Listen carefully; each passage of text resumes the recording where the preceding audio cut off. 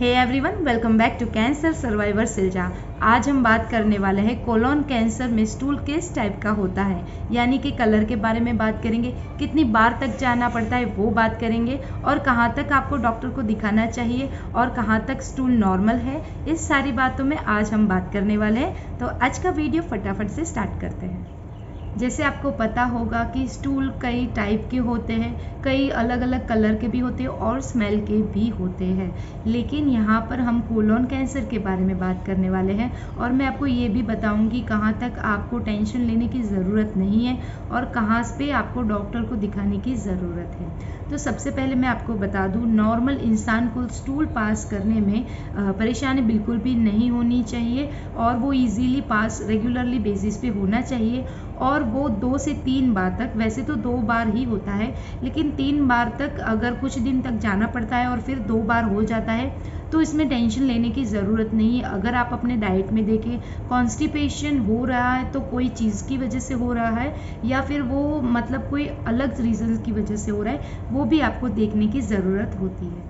मैं अब आपको एबनॉर्मल स्टूल के बारे में बताना चाहूँगी कि कहाँ पे आपको ध्यान देने की ज़रूरत है कि ये अब नॉर्मल से एबनॉर्मल होने लगा है। उसमें सबसे पहला जो पॉइंट आता है वो ये है कि अगर रेगुलर बेसिस पे आपको 3 या फिर 3 से ज़्यादा बार टॉयलेट जाने की ज़रूरत पड़ती है और उसके बावजूद भी आपको ये फील होता है कि आपका पेट अभी तक साफ नहीं हुआ है, तो यहाँ पर आपको डॉक्टर को दिखाने की भी ज़रूरत है, या फिर आप अपने आप पर डाइट पर ध्यान देना शुरू कर दीजिए।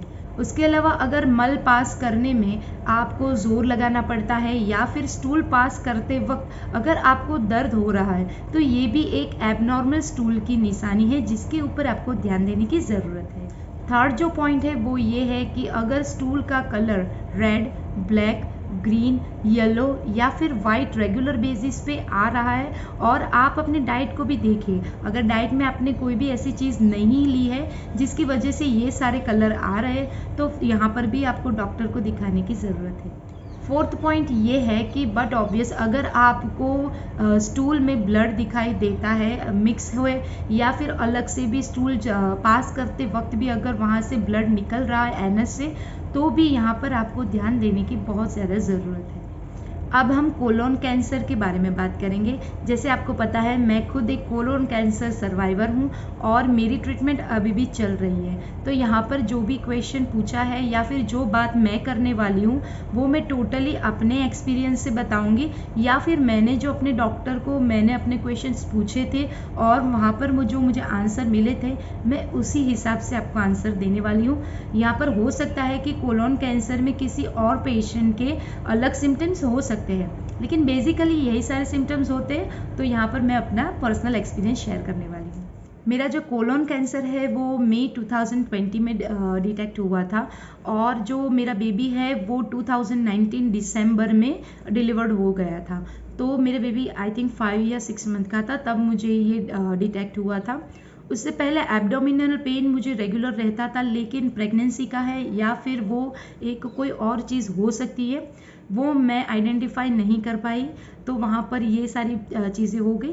लेकिन शुरुआत से बताती हूँ, सबसे पहले जो मुझे कॉन्स्टिपेशन से शुरुआत हुई थी मई 2019 में, मुझे बहुत ज़्यादा हैवी कॉन्स्टिपेशन रहता था, यानी कि रेमेडीज़ वगैरह लेना पड़ता था कुछ भी, तभी मुझे स्टूल पास होता था। धीरे धीरे करके ये फिर बढ़ने लगा और 1-2 बार ये चीज़ें हो गई कि स्टूल में ब्लड आना स्टार्ट हो गया।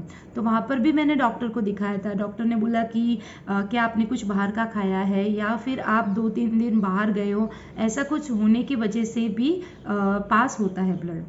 तो वहाँ पे मैं 2-3 दिन बाहर गई थी और फंक्शन भी था, बाहर का खाया भी था, तो मैंने सोचा शायद इसी की वजह से ये सब हो रहा है। तो डॉक्टर ने दवाई वगैरह दिया और रेस्ट करने को बोला, तो ये सारी चीज़ें ठीक होने लगी। मतलब धीरे धीरे कॉन्स्टिपेशन था, लेकिन ये जो स्टूल में ब्लड आना है वो ठीक हो गई थी।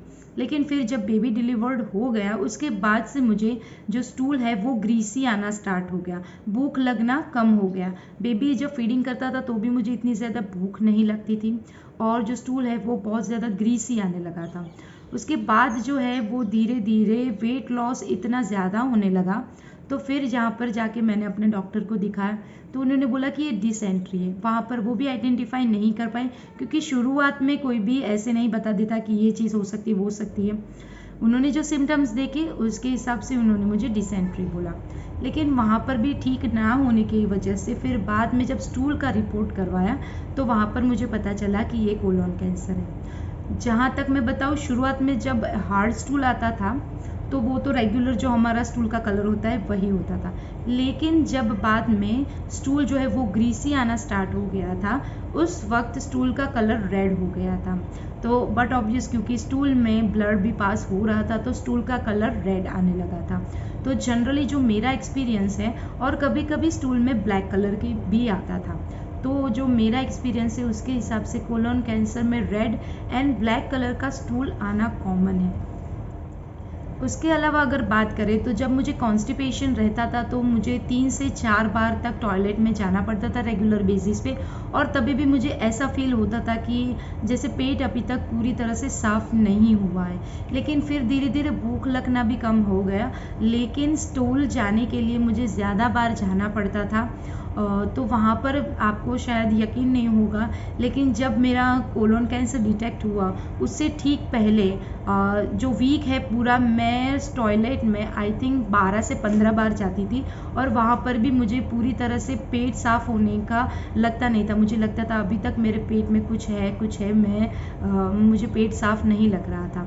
लेकिन बेबी भी छोटा था, लॉकडाउन लगा हुआ था, वो सारी चीज़ों के बीच में ये थोड़ा सा लंबा खींच गया और जो है वो डिटेक्ट थोड़ा लेट हुआ।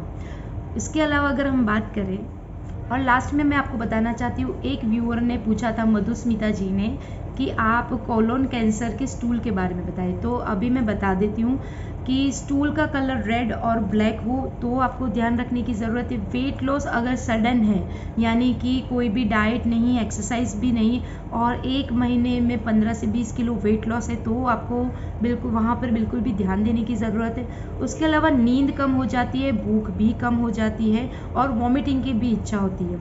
टॉयलेट बार बार जाने पर भी आपको पेट साफ न होने का एहसास होता है, और वहाँ पर स्टूल में ब्लड भी पास होता है। तो ये सारी चीज़ों को आप ध्यान में रखिए। और मुझे लोअर बैक पेन हमेशा ही बहुत ही ज़्यादा रहता था, जिसको आप बेयर नहीं कर सकते वैसा वाला। तो वहाँ पर ये सारी चीज़ों मैंने पढ़ने के बाद मुझे पता चला कि कोलोन कैंसर में लोअर बैक पेन होना वो एक कॉमन चीज़ है, तो ये भी आप उसमें एक इंक्लूड कर सकते हैं। यहाँ तक वीडियो देखने के लिए थैंक यू वेरी मच। अगर आपको मेरा वीडियो अच्छा लगा हो तो प्लीज़ उसे लाइक कीजिए और सबके साथ शेयर भी कीजिए। Thank you.